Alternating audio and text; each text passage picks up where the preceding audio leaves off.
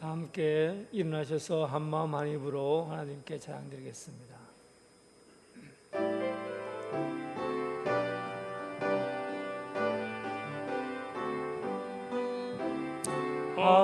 한마음 할렐루야 한입으로 할렐루야 한마음 한입으로 하나님께 영광을. 일어나 빛을 발하라. 이는 내 빛이 이르렀고 여호와의 영광이 내 위에 임하였음이니라. 보라, 어둠이 땅을 덮을 것이며 캄캄함이 만민을 가리려니와 오직 여호와께서 내 위에 임하실 것이며 그의 영광이 내 위에 나타나리니 나라들은 내 빛으로 왕들은 비치는 내 광명으로 나오리라.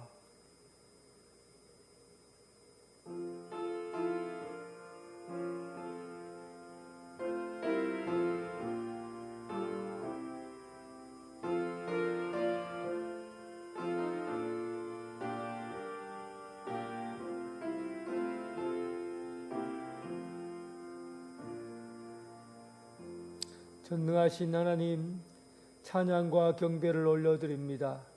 지난 한 주간도 광야 같은 세상에서 허덕이며 살았던 저희들을 오늘 성전에 불러주시고 또 각 가정에서 예배드리게 하심을 감사드립니다.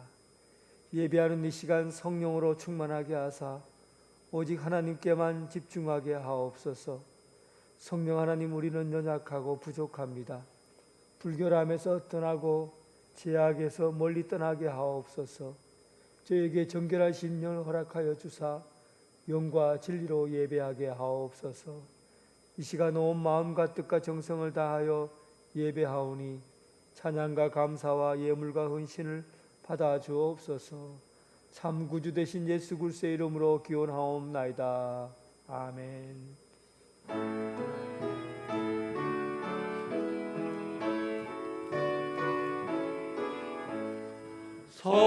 성도여 다 함께 할렐루야 아멘. 주 찬양하여라 할렐루야 아멘.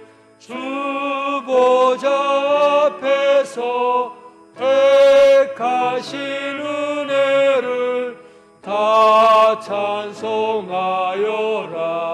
할렐루야 아멘. 만문을 열어라 할렐루야 아멘. 온 하늘 울려라 할렐루야 아멘. 인도자 되시며 친구가 되신 주 그 사랑 끝없다 할렐루야 아멘. 주 찬양하여라 할렐루야 아멘. 찬양은 끝없다 할렐루야 아멘.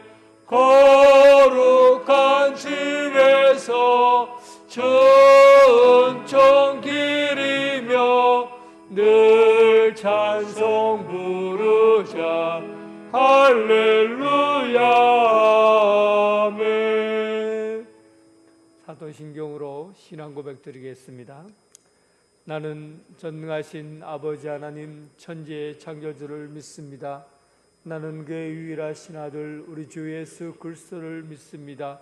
그는 성령으로 잉태되어 동정녀 마리아에게서 나시고 본디오 빌라도에게 고난을 받아 십자가에 못 박혀 죽으시고 장사된 지 사흘 만에 죽은 자 가운데서 다시 살아나셨으며 하늘에 오르시어 전능하신 아버지 하나님 우편에 앉아 계시다가 거기로부터 살아있는 자와 죽은 자를 심판하러 오십니다. 나는 성령을 믿으며 거룩한 공교회와 성도의 규제와 죄를 용서받는 것과 몸의 부활과 영생을 믿습니다. 아멘. 앉으셔서 교동문 1번입니다. 시편 1편.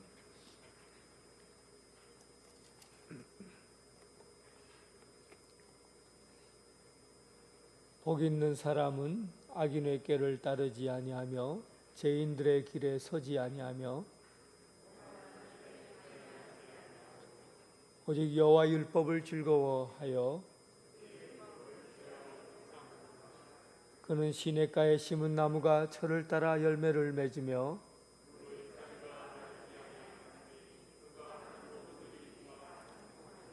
악인들은 그렇지 아니하며 그러므로 악인들은 심판을 견디지 못하며 무릇 의인들의 길은 여호와께서 인정하시나 악인들의 길은 망하리로다. 아멘.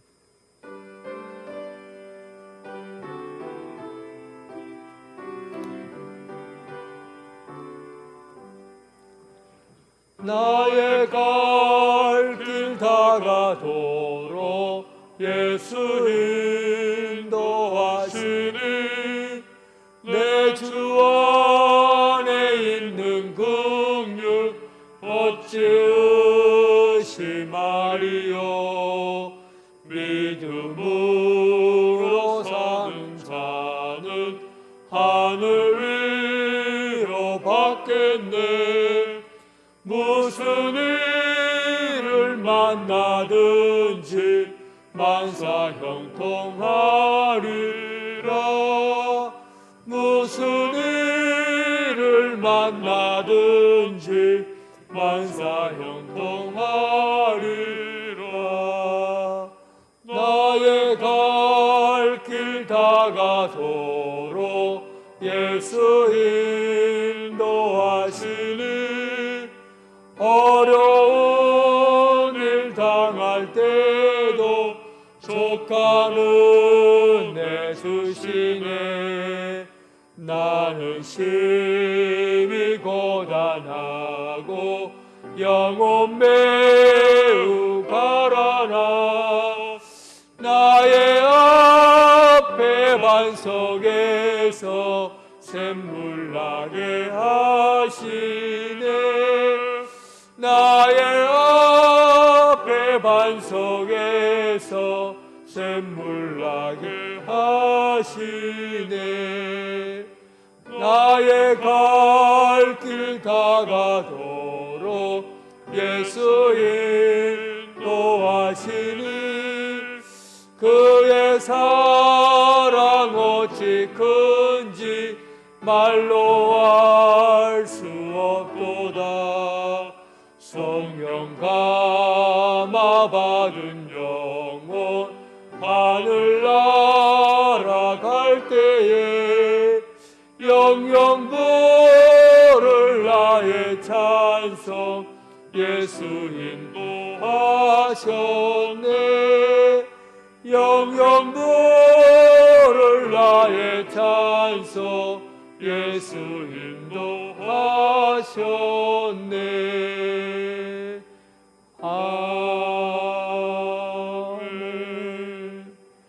아멘. 제독도 장로님 기도하겠습니다.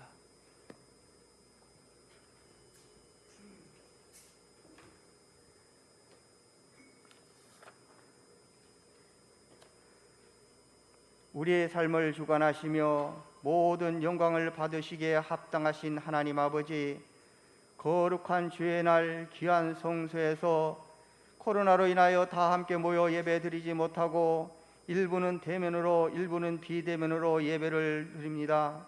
먼저 신령과 진정으로 예배드리게 하시고 예배드리는 각 처소마다 향기나는 제물되어 참된 예배자들로 세워주시오며 이 시간 하늘의 문을 활짝 열어주셔서 예배드리는 모든 성도님들에게 진정한 평안과 기쁨이 충만하게 하여 주시옵소서. 사랑이 많으신 주님, 지난 시간 여러 가지 죄악을 행하였던 악한 생각과 행동들을 성령의 불로 태워주시옵고 이 시간 참된 그리스도인의 변화된 모습으로 살아가도록 인도하여 주시옵소서. 전지전능하시며 모든 만물을 주관하시는 주님, 코로나로 인해 아버지 하나님 일상생활이 제약을 받으며 혼란스러워하고 있습니다. 나라와 백성들을 불쌍히 여기사 속히 코로나가 더 이상 확산되지 않고 종식되어 안정을 되찾아 평온한 생활을 할 수 있도록 역사하여 주시옵소서.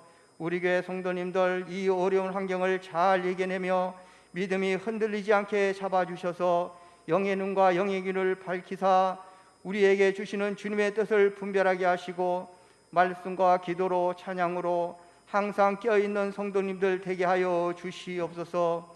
우리 교회와 가정을 인도하사 어려움이 없게 하시고 은혜 충만케 하셔서 주님의 지체로서 아름다운 공동체를 이루어가기 위하여 힘쓰고 주 안에서 서로 사랑하고 격려하며 서로 칭찬하고 화목하게 함께 지어져가는 언양제일교회로 인도하여 주시옵소서. 그리고 빛과 소금의 사명을 감당하며 주님의 지상명령을 잘 받들어 영혼구원에 힘쓰게 하시고 어려운 이웃을 돌아보며 구제의 손길을 펼 수 있도록 축복하여 주시옵소서.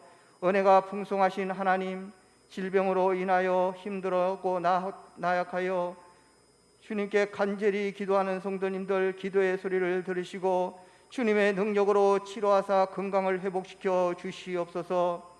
이 나라 이 민족을 사랑하시는 하나님, 한결같으신 주의 보호하심과 인도하심으로 이 나라의 어려운 경제가 회복되고 정치적 갈등이 해소되어 모든 국민들이 풍요와 번영을 누리며 기뻐하며 살아가도록 인도하여 주시옵고 위정자들은 하나님과 국민을 두려워하며 소신껏 정의롭게 정치하도록 지혜를 베풀어 주시옵소서. 단위에 세우신 담임 목사님 갑절의 음령을 주시사 하시는 모든 사역에 성령께서 함께 역사하여 주시고 늘 강건케 하여 인도하여 주시옵소서. 이 시간 목사님을 통하여 복된 말씀, 은혜의 말씀을 듣습니다. 말씀을 통하여 우리의 삶이 새롭게 변화되게 하여 주시오며 힘든 세상을 이겨낼 수 있는 지혜와 능력을 주시고 주의 자녀답게 흔들리지 않는 믿음의 소유자들이 다 되도록 역사하여 주시옵소서. 어려운 환경 가운데서도 귀한 사명 잘 감당하며 찬양을 준비한 찬양을 기쁘게 받아 주시옵고 예배를 위해 섬기고 봉사하는 모든 분들의 헌신 위에 주의 사랑이 삶 가운데 축복으로 넘쳐나게 하여 주시옵소서. 우리를 구원하시고 자녀 삼아 주신 예수님의 이름으로 기도하였사옵나이다. 아멘.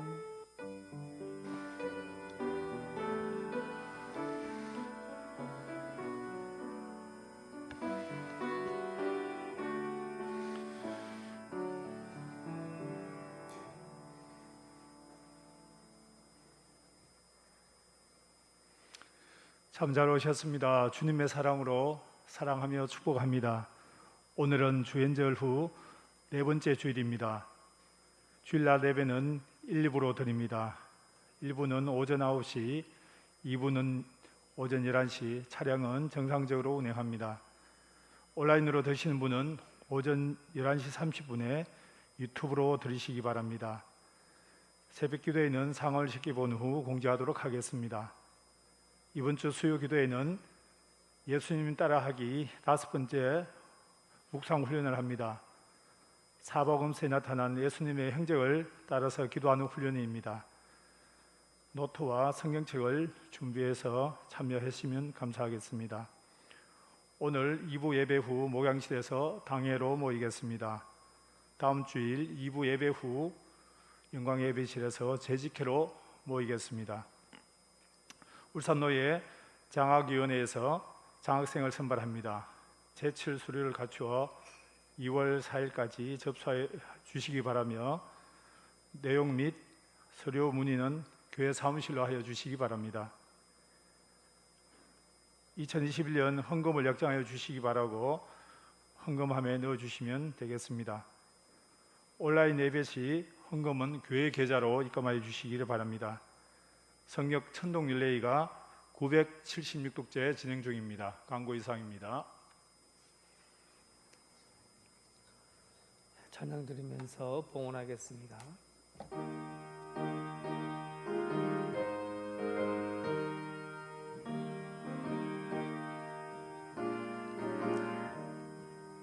내게 있는 귀한 것을 주님 주님 앞에 다 바쳐도 주님 주신 큰 사랑에 부족할 것뿐입니다.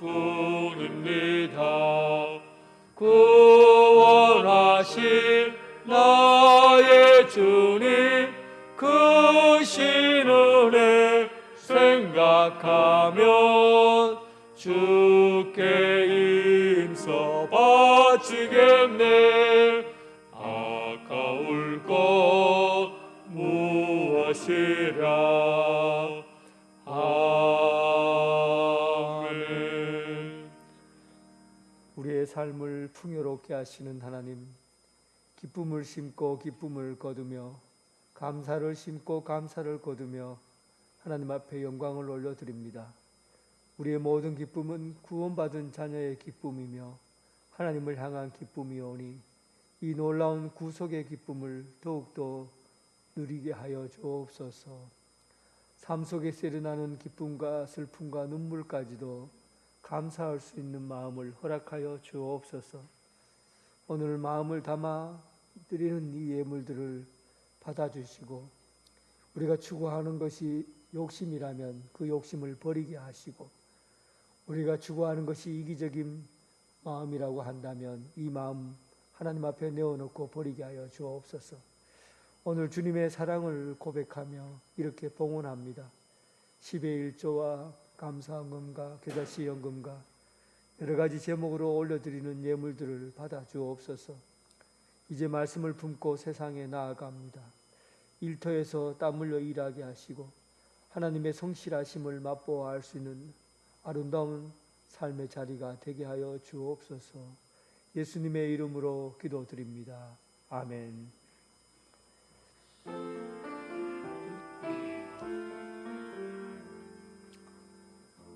하나님 말씀은 누가복음 4장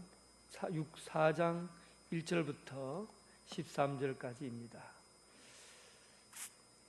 누가복음 4장 1절부터 13절까지 말씀입니다. 하나님의 말씀을 봉독해 올리겠습니다. 예수께서 성령의 충만함을 입어 요단강에서 돌아오사 광야에서 40일 동안 성령에게 이끌리시며 마귀에게 시험을 받으시더라. 이 모든 날에 아무것도 잡수시지 아니하시니 날수가 다함에 줄이신지라. 마귀가 이르되 내가 만일 하나님의 아들이어든 이 돌들에게 명하여 떡이 되게 하라. 예수께서 대답하시되 기록된 바 사람이 떡으로만 살 것 아니라 하였느니라. 마귀가 또 예수를 이끌고 올라가서 순식간에 천하만국을 보이며 이르되 이 모든 권위와 그 영광을 내가 내게 주리라. 이것은 내게 넘겨준 것이므로 내가 원하는 자에게 주노라. 그러므로 내가 만일 내게 절하면 다 내 것이 되리라. 예수께서 대답하여 이르시되 기록된 바 주 너희 하나님께 경배하고 다만 그를 섬기라 하였으니라. 또 이끌고 예루살렘으로 가서 성전 꼭대기에 세우고 이르되 내가 만일 하나님의 아들이어든 여기서 뛰어내리라. 기록되었으되 하나님이 너를 위하여 그 사자를 명하사 너를 지키게 하시리라 하였고 또한 그들이 손으로 너를 받들어 내 발이 돌에 부딪히지 않게 하시리라 하였느니라. 예수께서 대답하여 이르시되 주 너희 하나님을 시험하지 말라 하였느니라. 마귀가 모든 시험을 다한 후에 얼마 동안 떠나니라.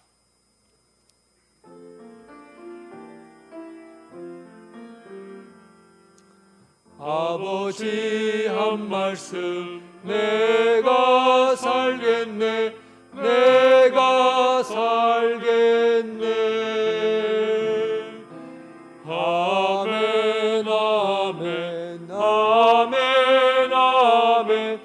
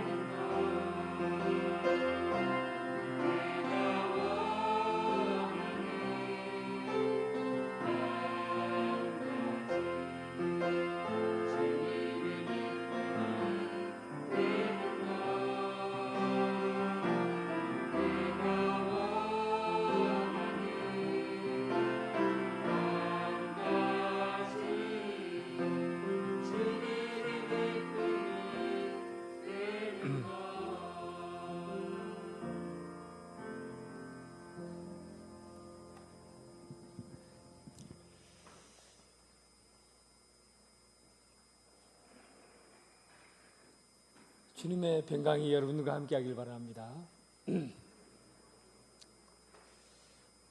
어떤 바보가 집안 대대로 내려온 보물을 어디 남 모르게 숨겨 놓으려고 장소를 찾고 있었어요. 가만히 보니 어느 위치에 정확한 표시가 있어야 될 텐데 그 표시를 보고 땅에다가 묻을 요양이었습니다.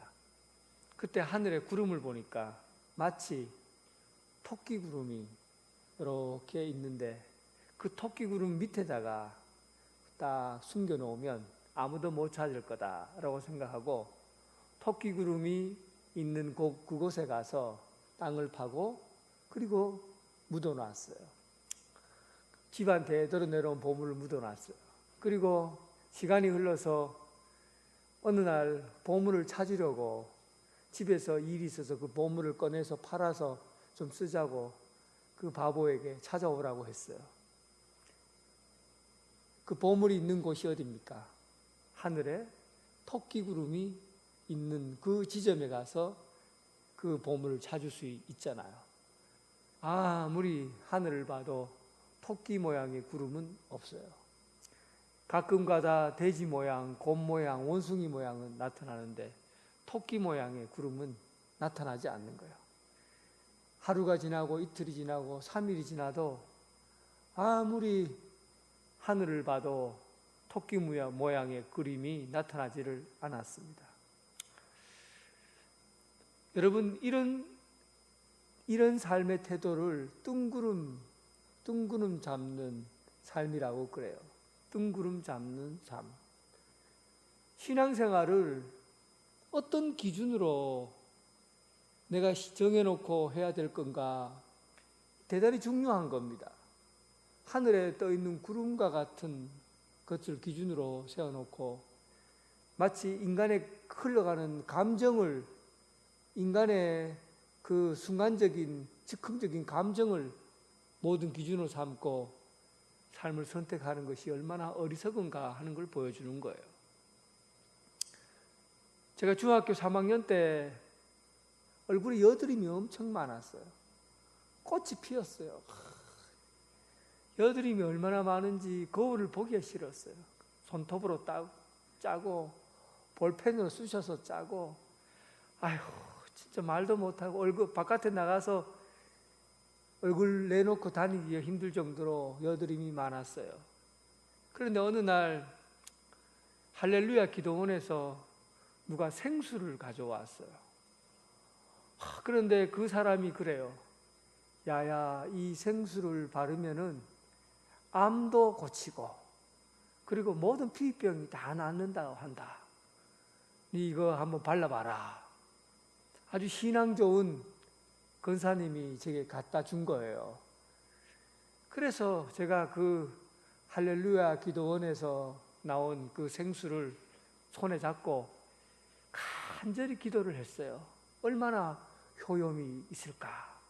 할렐루야 기도원에서 내려온 생수를 암도 고친다는데 하고는 얼굴에 처벅처벅 바르고 간절하게 기도를 하고 그때 눈을 딱 뜨고 얼굴을 봤는데 어떻게 되었을까요?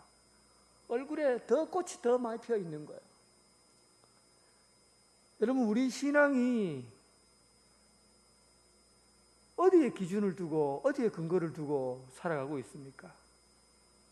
뜬구름 잡는 진짜 중요한 것을 결정하고 결단해야 되는 때도 보면 그냥 감정에 의해서, 직관에 의해서 그냥 선택해버려요. 무엇에 근거를 두고 믿음 생활하세요? 여러분, 신앙의 근거가 어디에 있습니까? 예수님께서 공생애를 시작하면서 세례 요한에게 세례를 받았지요. 그리고 오늘은 마귀의 유혹을 받습니다. 마귀의 유혹을 받을 때 드러난 게 뭐냐면 예수님은 과연 어떤 근거로 공생애를 시작하는가라는 걸 보여줘요. 어떤 근거로 신앙생활을 하는지를 보여주는 겁니다. 우리가 무슨 근거로 믿음을 지키며 살아가야 되느냐라는 거예요. 하늘에 떠 있는 구름을 가지고 살아가느냐, 아니면은 이 사람 저 사람이 그냥 전해주는 뜬금없는 말을 듣고는 그것이 참된 신앙인 것처럼 사느냐, 신앙의 기준을 잡아보자는 겁니다. 오늘 이 예수님께서 광야에서 받으신 이 시험은 우리가 신앙생활 할 때 내가 어떤 삶에서 어떤 기준으로 어떤 형태로 선택해야 될 것인가에 대한 중요한 결단이 담겨져 있어요. 자, 그러면 예수님께서 광야에 이끌어가서 시험을 받는 내용을 한번 살펴보도록 하겠습니다. 4장 1절 말씀, 예수께서 성령의 충만함을 입어 요단강에 돌아오사 광야에서 40일 동안 성령에게 이끌리며, 이렇게 기록되어 있죠. 누가복음에서는 성령의 충만함을 입어서 요단강에서 세례를 받고 광야에서 시험을 받았다, 이렇게 기록하고 있습니다. 그러니까 세례 받고 난 이후에 예수님에게 드러난 현상이 뭐예요? 성령의 충만함을 입었다, 이렇게 기록하고 있죠. 여러분, 기독교 신앙훈련은 지난 수요일 날 제가 말씀드렸습니다. 기억나실까 몰라요. 영성훈련이라고 하는데, 영성훈련은 일반적인 종교에서 하는 훈련하고는 다릅니다. 우리가 운동을 하거나 아니면은 명상을 하거나 할 때는 우리의 습관을 고치기 위해서 오랫동안 같은 자리에서 노력해서 얻어지는 거예요. 집중력이 있어야 되고 의도적으로 장기적으로 습관적으로 우리의 몸을 고쳐나가는 것이 훈련이에요. 그래야만 실력이 늘어가요.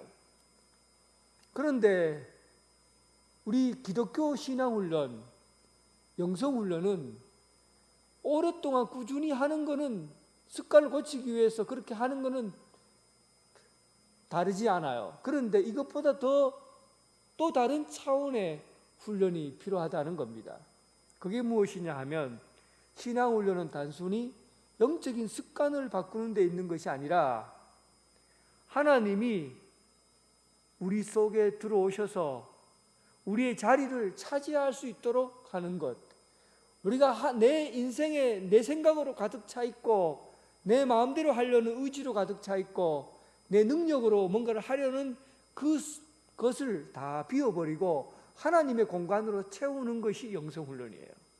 그러니까 오늘 이 말은 성령 충만함을 받았다라는 말이 같은 의미입니다. 그러니까 예수님께서 훈련을 받으시고 시험을 받으시기 전에 예수님의 상태는 어땠느냐 하면 성령 충만함을 입은 상태라는 뜻이에요. 그러니까 우리 그리스도인들의 신앙훈련은 습관을 들이고 말씀을 보고 기도를 하고 영적인 습관을 들이는 것, 이런 훈련 중요하지만 이것보다 또 다른 차원의 훈련이 첨가되어 있다는 사실이에요. 그게 뭡니까? 하나님이 우리 삶을 차지하도록 움직이셔야 된다는 거예요. 성령 충만함을 입어야 된다는 겁니다. 신앙훈련은 성령 충만의 과정이에요. 성령 충만의 훈련이에요. 사랑하는 성도 여러분, 성령 충만함을 입으시기를 바랍니다. 말씀 보고 기도하고 영적 습관을 길러가고 성령이 내 삶을 지배하도록, 통치하도록 이런 훈련을 하는, 이런 것이 바로 우리 기독교 훈련의 과정이죠. 오늘 예수님께서는 광야에서 40일을 금식하고 기도하셨어요. 그때 마귀가 3절에 나타나서 마귀가 이르되 내가 만일 사람의 아들이었거든, 하나님의 아들이었거든 이 돌들을 명하여 떡이 되게 하라, 돌들을 명하여 빵이 되게 하라, 그렇게 말씀하셨어요. 노벨 경제학상을 받은 데니얼 카너먼 교수가 우리의 뇌는 두 가지 시스템으로 되어 있다고 합니다. 우리의 뇌가 두 가지 시스템이 되어 있는데 한 가지는 직관의 세계고 한 가지는 추론의 세계라고 그래요. 직관이라고 하면 여러분들이 전부 다 직관적으로 살잖아요. 배고프면 밥 냄새가 나면 배가 꼬르륵거리죠. 이 직관의 세계예요. 누가 무릎을 탁 치면 무릎이 탁 올라오잖아요. 그러면 이 무릎이 자동적으로 감각을 느끼죠. 먼지가 날아오면 눈을 깜빡거린다든지, 이거 다 직관에 의해서 움직이는 거예요. 뜨거운 불에 손을 내면 뜨겁다고 딱 피하는 거죠. 감각적이고 또 직관적이에요. 이건 대단히 중요해요. 살아가는 데 있어서 직관은 대단히 중요합니다. 감각에 의해서 움직여가는 행동은 대단히 중요해요. 그런데 추론의 세계는 어떤 거냐 하면, 어떤 일을 판단하기 위해서 그 근거가 될 만한 다른 판단을 이끌어내는 겁니다.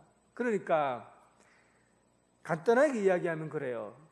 여러분, 1 더하기 1은, 이거는 그냥 직관으로 압니다. 1 더하기 1은 2, 1 더하기 2는 3. 딱 그냥 추론을 할 필요 없어요. 그냥 직관에 의해서 알 수 있어요. 간단한 문제예요. 그런데 17 곱하기 24는 딱 답이 나옵니까? 17 곱하기 24는 계산을 해야 돼요. 구구단을 근거로 해서 4, 7에 28, 2, 1은 2, 7이 14, 이렇게 하니까 얼마예요?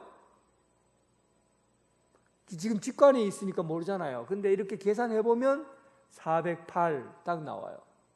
그러니까 추론의 세계는 어떤 거냐면, 어떤 것을 계산하기 위해서 복잡한 수식어나 아니면은 구구단이나 아니면 어떤 수식어를 가지고, 판단 근거를 가지고 계산해야 돼요. 그러니까 의도적으로 준비하고 의도적으로 그 어떤 것을 계산해 나가는, 판단해 나가는 과정이 추론의 과정입니다. 그런데 상당히 놀라운 일들은, 우리 사람들이요, 굉장히 중요한, 예를 들면 뭐 수백억 되는 뭔가를 판단하고 사업을 따내고 또 굉장히 큰 일을 결정할 때도, 이 결정할 때 어떻게 계산해야 되냐면 추론에 의해서 결정을 내리고 결단해야 되는데, 많은 사람들이 이런 중요한 일들을 직관에 의해서 결정해 버린다는 거예요. 그냥 감정에 의해서 결단해 버린다는 거예요. 사람이 좀 피곤하고 배고프고 귀찮으면 진짜 중요한 일을 선택하는데도 지금 당장 배고프니까 대충 결정하고 만다는 거예요. 사탄은 예수님이 40일 동안 금식하고 굶었기 때문에 배가 무척 고팠어요. 이 시간을 약점으로 본 겁니다.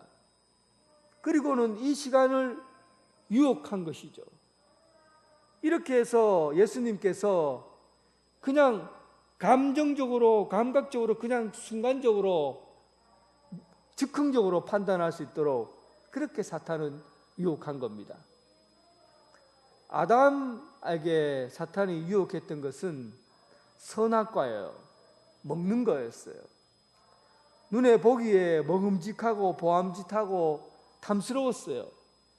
먹음직하고 보암직하고 탐스럽다는 것은 뭐예요? 감각적이고 즉흥적이라는 얘기예요. 이 부분, 이 아담의 선택, 하와의 선택이 인류에게 무시무시한 결과를 나타내게 된 겁니다. 하나님을 불순종하고 인간이 죄 가운데 죽게 되는 사망 선고를 받게 된 거예요. 인간의 죽고 사는 문제를 순간적인 감각적인 직관에 의해서 결정하고 어떤 근거나 판단도 없이 지금 내가 눈에 보기에 좋고 눈에 보기에 좋아 보이고 먹음직해 보이고 눈에 보기에 괜찮아 보이니까 그 거대한 뜻, 그로 인해서 파생되는 인류의 범죄자가 되고 또 인류의 모든 사람이 아담으로 인해서 사망 선고를 받는 이 큰 일을, 엄청난 현실 앞에서 자기의 직관에 의지해서, 감각에 의지해서 결단을 내린 겁니다. 사느냐 죽느냐의 문제를 두고도 인간의 탐욕에 이끌려 결정하게 된다는 거예요.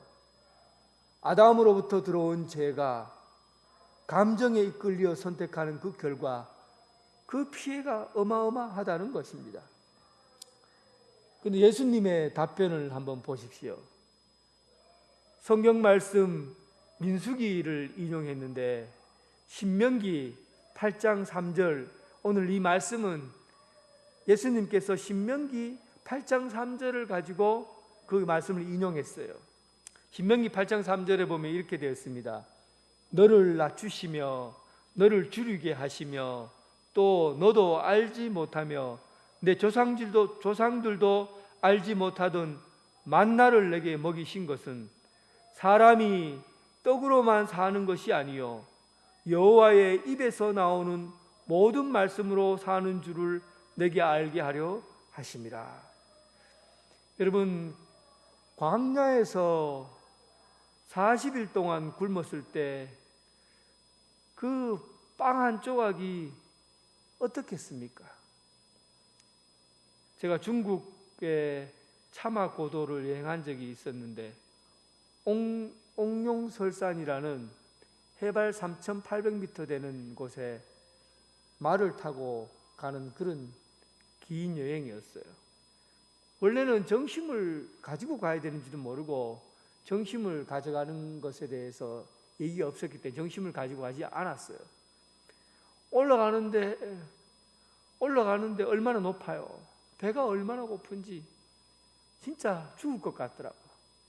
그런데 자기들은 이 말을 태워주고 안내하는 사람들은 잠시 쉬자고 하더니만 불을 펴놓고는 거기서 빵하고 멀고 우유랑 이렇게 데워서 먹고 있는 거예요. 우리는 못 먹고 있는데 하도 배가 고파서 여보시오, 말이 안 통하니까 중국말을 못하고 하니까 이거 나 좀 줘, 나 좀 줘, 이거 줘, 나 좀 줘 이러니까 그 양반들이 배가 고픈 줄 알고 빵을 몇 개 부시럭부시럭하고 주더라고요. 거기서 먹는 그 빵을 잊을 수가 없어요. 얼마나 맛있고 그 빵이 생명처럼 여겨지더라고요. 생명처럼. 그 빵 한 조각이 생명처럼 먹여지고 얼마나 달고 맛있는지 지금 먹으면 맛도 하나도 없을 텐데 그때 거기에서 먹는 음식이 정말 꿀만 같았어요. 광야에서 오늘 예수님께서 하신 말씀이 광야에서 있었던 이야기를 빗대어서 하신 말씀이에요. 광야에서 예수님 이스라엘 백성들이 줄였어요. 배가 고팠어요. 목마르고 배고팠어요. 그래서 먹을 것을 달라고 아우성거렸죠. 왜 우리에게 먹을 것이 없느냐 하니까 하나님께서 밤에 이슬을 내리시고 아침에 눈을 떠보니까 뽀송뽀송하고 버섯 같은 것이 이슬에 맺혀서 나는데 사람들이 깜짝 놀라서 물어, 이것이 뭐냐? 이것이 뭐냐라는 말이 만나라는 뜻이에요. 만나. 이것이 먹고 이게 만나라는 뜻이거든요. 이거 어떻게 해서 이런 것이, 이런 빵처럼 생긴 것이 여기에 있을 수가 있느냐? 도대체 이것이 어떻게 해서 이루어진 것이냐? 하나님의 말씀으로 여기에 이슬처럼 내린 만나가 먹여지게 되었다는 것을 말씀해 줍니다. 그래서 우리가 먹는 것은 전부 하나님의 말씀에 의지해서 먹는 거지, 하나님의 말씀에 의지해서 먹는 거지 내 힘으로, 내 노력으로 내가 뭔가를 해서 먹는 것이 아니라는 거예요. 이것을 광야에서 배웠어요. 예수님께서 말씀하신 겁니다. 사람이 먹는 것 때문에 사는 것이 아니라 하나님의 말씀으로 사는 거라는 거예요. 아무리 가난하고 배고파도 눈앞에 있는 이 빵이 우리를 살리는 것이 아니라 진짜 우리를 살리는 것은 하나님의 말씀이라는 겁니다. 사는 방식이 달라야 된다는 거예요. 빵을 먹고 살기 위해 사는 것이 아니라 하나님의 말씀을 먹고 우리가 산다는 것을 예수님께서 삶의 방식을 바꾸어 주신 거예요. 말씀을 먹어야 여러분 빵이 보입니다. 말씀을 먹어야 우리 인생이 새롭게 보여요. 이것이 예수님이 우리에게 살아가라고 하는 방식입니다. 사탄은 빵을 먹어야 산다는 거예요. 빵을 먹고서야 인생의 삶이 시작되는 거예요. 사탄의 방식은 돈을 가져야 인생이 시작된다는 거예요. 사탄의 방식은 물질을 통해서 삶이 시작된다는 겁니다. 그런데 예수님께서는 빵이나 돈이나 어떤 물질보다도 이것을 잊게 하신 하나님의 말씀을 통해서 삶이 시작된다는 겁니다. 그리스도인들의 새로운 삶이라는 것은 하나님의 말씀을 통해서 새로운 차원의 세계로 들어가게 된다는 것을 이야기해 주고 있어요. 사랑하는 성도 여러분, 삶의 방식을 바꾸시기 바랍니다. 먹기 위해 사는 게 아니라, 빵 먹기 위해 사는 것이 아니라 말씀 먹기 위해 산다는 것을, 여러분, 우리 삶의 인생의 방식이 바뀌어져야 합니다. 말씀을 먹고서야 삽니다. 말씀을 먹고 사는 여러분 되시길 주님의 이름으로 축원합니다. 5절 두 번째 시험이죠. 마귀가 또 예수를 이끌고 올라가서 순식간에 천하만국을 보이며 이르되 이 모든 권위와 영광을 내게 주리라. 그러므로 내가 만일 내게 절하면 다 내 것이 되리라. 인간이 가지고 있는 또 하나의 욕심은 권력이에요. 권력에 대한 욕심이에요. 여러분, 키 작은 사람들에게는 자기가 남들보다 키가 작기 때문에 힘이 없다고 봐요. 권력이 없다고 봅니다. 그래서 키 작은 사람들이 취하는 행동이 뭐예요? 20cm 되는 구두를 딱 신고 다니거나, 또 누군가가 나에게 키가 작다고 당신 아이고 키 몇이냐고 물으면 어떻게 대답해요? 키가 작은 사람들은 키가 몇이냐고 물으면 절대 자기 키가 150 몇이다 얘기를 하지 않아요. 뭐라고 얘기합니까? 2m 좀 안 됩니다. 다 자기가 좀 나는 키가 작아서, 내가 작아서 뭔가 힘이 없다 이렇게 보이는 걸 싫어하는 거죠. 권력욕이에요. 욕심이 다 있어요. 높아야 된다, 커야 된다, 이게 다 욕심이거든요. 우리는 동네 아들이 노는 골목에도 대장을 세워요. 골목 대장. 이게 다 권력을 갖고자 하는 욕심이거든요. 인간이 하나님을 배신하자마자 제일 먼저 한 게 뭡니까? 바벨탑을 쌓았잖아요. 하늘에 닿을 수 있도록 탑을 쌓자. 높이 올리자. 이게 여러분, 높은 곳에 서 있으면 모든 것을 다 가진다고 생각하는 것을 권력이라고 그래요. 높은 자리에 서 있으면, 높은 곳에서 내려다보면 내가 모든 것을 차지한다. 이 권력은 높은 곳에서 있다고 보는 것이 그 핵심이에요. 서울의 가장 높은 빌딩이 옛날에는 63빌딩이었어요. 63층, 그죠? 요즘은 롯데월드 타워 몇 층입니까? 63빌딩의 2배가 되는 123층이에요. 높이가 554.5m, 554.5m예요. 높이가 산만해요. 그 높은 곳에서 있으면 서울 전역이 다 보인답니다. 동서남북 서울 전역이 다 보인다고 그래요. 왜 그런 높은 빌딩, 돈을 그렇게 들여서 높은 빌딩을 세워서 높은 곳에서 보려 할까요? 권력을 가지려고 하는 거예요. 내가 이 세상에서 가장 높은 곳에 앉아서 세상을 본다. 대통령보다도 더 높은 자리에 내가 있다. 이 세상을 내가 보면서 내가 이 세상을 다스리고 있다는 것을, 그 권력을 갖고 싶은 거예요. 그래서 예수님을 가장 높은 곳에 꼭대기에다가 세워서 천하만국을 보여준 거예요. 이 권력 가지라는 거예요. 내게 절하면은 내가 이 권력을 주게 하겠다는 거죠. 세상에서 가지는 권력은 높은 곳에 올라감으로 인해서 가지는 힘이에요. 높은 자리에 오르려고 하는 거예요. 그래서 여러분들이 직분을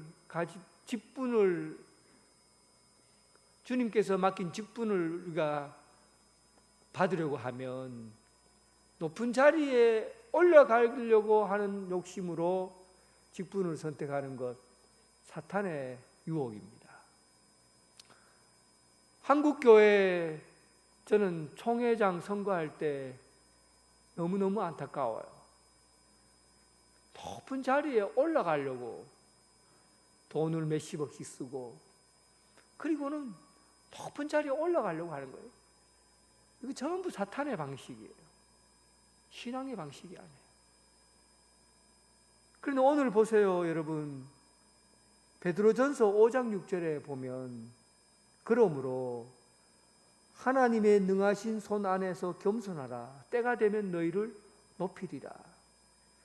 사람이 권력을 가지려고 높이 올라가는 것, 높이 올라가는 욕구, 높은 자리에 앉으려는 욕구, 여러분 이건 전부 다 사탄의 방식인데 하나님의 방식, 예수님께서 대답하신 건 뭐예요? 주 너희 하나님을 경배하고 다만 그를 섬기라. 하나님과의 관계에서만 진정한 권력을 가질 수 있다는 겁니다. 다시 말하면 뭐예요? 하나님께서 높여주셔야만이 높은 자리에 갈 수 있다는 겁니다. 모든 권력은 하나님께서 높이시는데 높아지는 거예요. 그런데 어떨 때 하나님께서 우리를 높여주십니까? 십자가를 대신 지고 내가 너보다가 더 낮은 자리로 내려가고 그리고 겸손하고 다른 사람을 섬기고 봉사하려고 하고 이럴 때 하나님이 때가 되면 너를 높이리라. 이것이 하나님이 우리에게 주시는 권력이에요. 힘이에요. 내가 높은 자리에 올라가서 얻어지는 것이 아니라 하나님이 높이 세워서 올려주는 자리, 그 자리가 진정한 권력이고 영광의 자리입니다. 예수님께서 하나님께만 절하고 경배하라는 말씀, 하나님과의 관계에서만 참된 권력을 얻을 수 있다는 것, 하나님이 높이 세우시는 그 자리, 여러분 그 자리까지 갈 수 있기를 주님의 이름으로 축원합니다. 9절 마지막 시험이죠. 또 이끌고 예루살렘으로 가서 성령 꼭대기에 세우고 이르되 내가 만일 하나님의 아들이거든 여기서 뛰어내리라. 그리고 사탄이 이어서 성경 말씀을 인용합니다. 여러분 사탄도 성경을 외워요. 사탄도 성경을 외우고 성경 말씀을 인용해요. 시편 91편 말씀이거든요. 하나님이 너를 위하여 그 사자를 명하사 너를 지키게 하리라 하였고 또한 그들이 손으로 너희를 받들어 내 발이 돌에 부딪히지 않게 하시리라. 사탄이 시편 91편 말씀을 인용해서 예수님에게 하신 말이에요. 그런데 여러분 성경을 어떻게 인용하느냐에 따라서 이단이 되기도 하고 사이비가 되기도 합니다. 정통과 먼저 이단은 성경을 덧붙이거나 성경 말씀을 빼는 것을 이단이라고 그래요. 한번 그냥 마스크 쓴 상태로 속으로 따라해 보세요.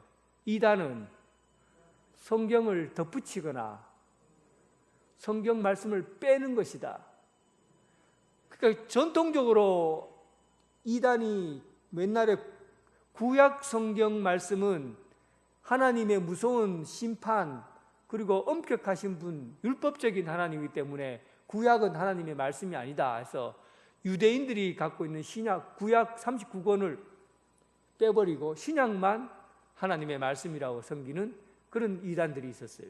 성경은 어떤 거예요? 빼는 거예요. 그래서 신약만 바른 것이다. 어떤 부분은 구약만 하나님 믿자, 하나님을 믿음, 구약 이런 건 다 이단이라고 그러죠. 또한 성경을 없는 말씀을 덧붙이는 거예요. 예수님께서는 이상의 구원자로 오셨는데 부족하다. 그래서 예수님 외에 새로운 구세주가 나와야 되는데 재림 예수가 다시 오신다. 그 재림 예수가 바로 나다. 그렇게 말하는 사람들이 있죠. 신약의 말씀을 덧붙이는 거예요. 나는 성령께서 보혜사라고 하시는데 내가 보혜사다. 이만희 같은 사람. 이런 사람들은 성경 말씀을 덧붙이는 거예요. 그래서 성경 말씀을 있는 그대로 얘기하는 걸 정통이라고 그러고 성경 말씀을 빼거나 더하는 것을 이단이라고 그래요. 사이비는 뭐예요? 사이비는 성경에 있는 말씀을, 부분적인 말씀을 과장해서 확장하거나 왜곡하는 것을, 부분적인 것만 끌어내서 확장하거나 왜곡하는 것을 사이비라고 그래요. 예를 들면 어떤 사이비 단체는 미국에 사람이 독을 먹어도 죽지 않는다, 독사에 물려도 죽지 않는다, 이런 성경 말씀이 있잖아요. 이 말씀을 가지고 믿음이 있는 사람은 독을 먹어도 안 죽어, 믿음이 있는 사람은 독사에 물려도 안 죽어, 그랬고 집단으로 독을 먹고 자살해요. 사이비예요. 성경 말씀을 자기 마음대로 해석하는 거죠. 오늘날 여러분, 이 기독교인들이 비난을 받는 것 중에 하나가 성경 말씀을 자기 마음대로 해석하는 거예요. 믿음이 있는 사람은 마스크를 쓰고 다니지 않아도 코로나에 걸리지 않고, 믿음이 있는 사람은 백신을 안 맞아도 산다. 여러분, 이런 말씀이 어디 있어요? 하나님의 말씀을 왜곡하는 거예요. 뜬구름을 잡는 거죠. 어떤 근거에서 믿음 생활을 합니까? 할렐루야 기도원에서 온 생수를 얼굴에 바르면 낫는다. 백신을 맞으면 안 죽는다. 백신을 맞아도 믿음만 있으면 백신을 안 맞아도 되고 마스크를 안 써도 된다. 여러분, 이 기독교 신앙을 뜬구름 잡는 신앙으로, 이게 사탄의 속임수예요. 유혹이에요. 시편에 있는 말씀을 가지고 사탄이 뛰어내리라, 높은 데 뛰어내리면 천사들이 싹 날아와서 다 잡아준다. 그때 그 말씀은 하나님께서는 산성이시요 피난처이시요, 하나님께서 우리를 언제나 지켜보고 있으시기 때문에 우리를 보호해 주시는 분이라는 것을 강조하기 위해서, 하나님은 우리를 지켜주시는, 보호해 주시는 분이라는 것을 강조하기 위해서 너희가 뛰어내려 하나님이 잡아주신다라고, 하나님의 날개 안에 품어주신다, 이런 말은 똑같은 말이에요. 그런데 이것을 그 말씀만 딱 뽑아갖고 사탄이 이용해서 네가 진짜 하나님의 아들이면 뛰어내려 봐라, 그러면 천사가 잡아줄 거다, 이렇게 얘기하는 거죠. 사이비예요. 하나님을 시험하는 것이죠. 하나님을 시험하는 것. 사랑하는 성도 여러분, 하나님을 시험하지 마십시오. 이게 우리가 신앙생활 하면서 이런 유혹을 우리는 경험해요. 내가 믿음이 있기 때문에 하나님은 이거 해주실 거다. 내가 며칠 동안 기도하면 분명히 하나님께서 내게 이런 기적을 베풀어 줄 것이다. 하나님이 해주셔야 해주는 거지, 내가 기도한다고 하나님이 다 해줍니까? 하나님을 시험하지 말라고요. 내가 뭔가를 해서 하나님이 움직이실 거다. 전부 하나님을 시험하는 겁니다. 내가 해서 하나님이 움직이는 게 아니에요. 하나님이 하시는 거죠. 이걸 바꾸어 놓는 거예요.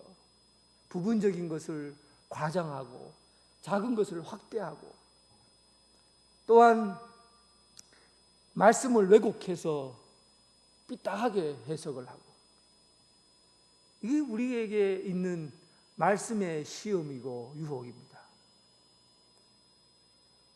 마지막으로 이 말씀이 대단히 중요해요.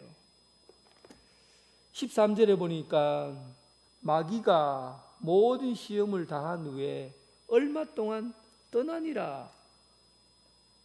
여러분, 예수님께서 시험에서 이겼어요. 천사들이 와서 수종 들었어요. 이제 나팔 불고 빵빠레 부르고 이제 예수님께서 승리했다 하고, 그리고 공생에 딱 출발해야 되는데 마귀가 모든 시험을 당한 후에 얼마 동안 떠나니라. 지금은 졌다 그런 거예요. 지금 잠깐 졌다. 그런데 내가 끊임없이 공격할 거다라는 것을 암시하고 있습니다. 예수님께서 십자가에 돌아가시기 전에 가룟 유다에게 마귀가 들어가니라. 가룟 유다를 통해서 시험했죠.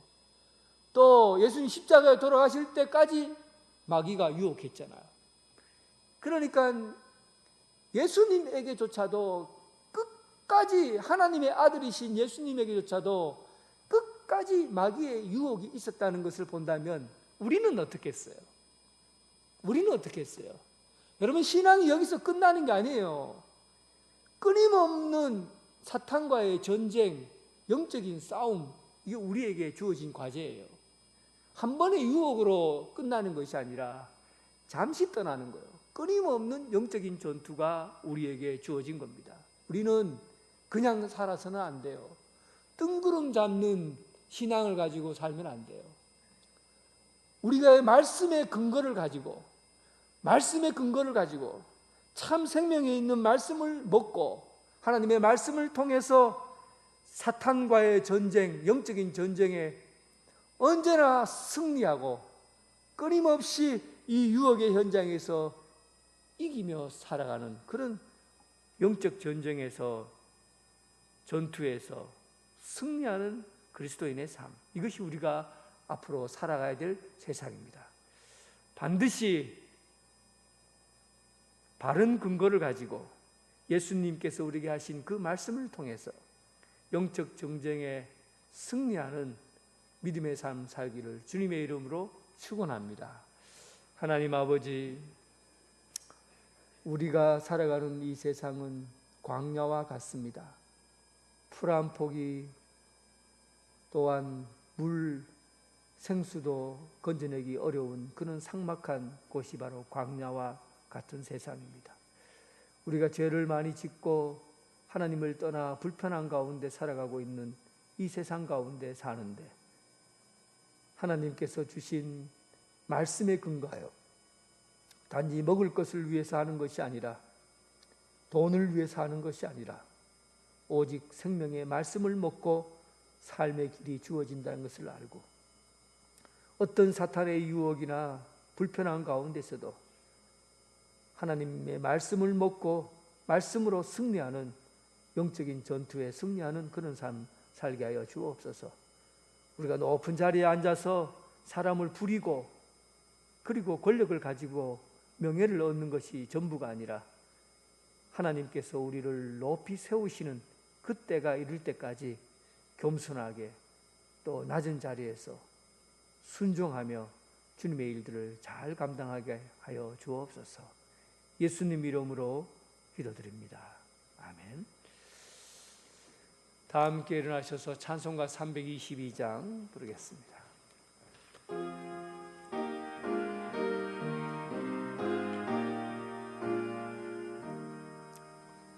세상의 헛되 신을 버리고 하나님 이름 높여 기리세. 온 천하 백성 모두 나와서 다 같이 하나님만 섬기세.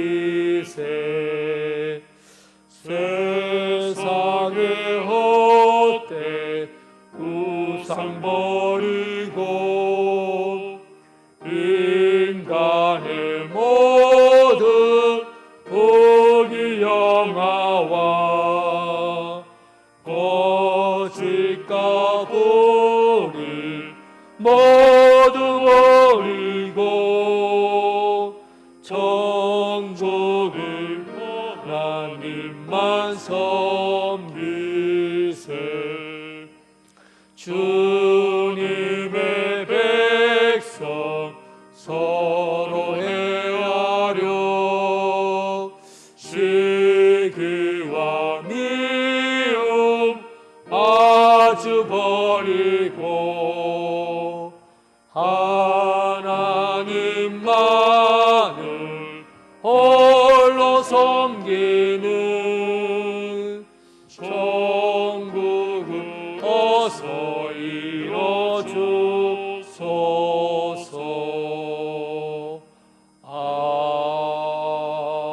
아멘. 이제는 예수 그리스도의 은혜와 극진하신 하나님의 사랑과 성령님의 교통하심이 광야 같은 세상에서 먹을 것에 의지하지 않고 오직 하나님 말씀에 의지하여 사탄과의 싸움에서 늘 승리하는 삶을 살기를 원하는 오늘 이 자리에 함께한 성도들과 각 가정에서 예배드리는 성도들을 위해 지금부터 영원토록 함께 하시기를 간절히 축원하옵나이다. 아멘.